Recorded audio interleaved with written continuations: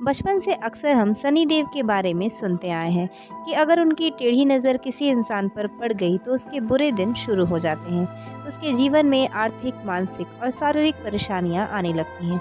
लेकिन क्या आप उस शनि ग्रह के बारे में जानते हैं जो ऊपर आसमान में चमकता रहता है? इस ग्रह के चारों ओर पाए जाने वाले रिंग सिस्टम के कारण ही इसे सौर मंडल का सबसे अट्रैक्टिव प्लैनेट कहा जाता है।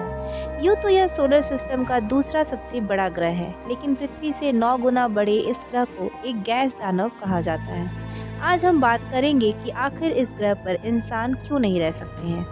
दरअसल शनि ग्रह पर 1800 किलोमीटर प्रति घंटे की स्पीड से हवाएं चलती हैं। यह पृथ्वी पर चलने वाली हवाओं से 5 गुना अधिक तेज है। ऐसे में यहाँ इंसानों का रह पाना लगभग नामुमकिन है। शनि ग्रह का औसत तापमान -178 डिग्री सेल्सियस के आसपास रहता है। ऐसे में यहाँ इंसान बसने की सोच भी नहीं सकता। शनि उन 5 ग्रहों में से एक है जिसे नंगी आंखों से देखा जा सकता है। यह सौरमंडल की 5वीं सबसे चमकीली वस्तु भी है। शनि ग्रह का वायुमंडल लगभग 96% हाइड्रोजन और 4% हीलियम से बना है, जिसमें अमोनिया, एसिटिलीन, इथेन और मीथेन जैसे गैस भी पाए जाते हैं।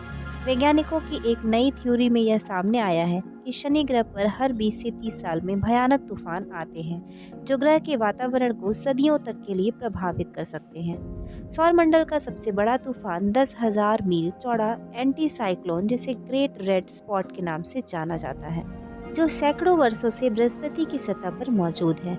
एक नए अध्ययन से पता चला है कि शनि पर भी लंबे समय तक चलने वाले मेगा स्टॉर्म मौजूद हैं। हालांकि यह ग्रह बृहस्पति की रंगीन सतह की तुलना में अधिक साधारण दिखता है।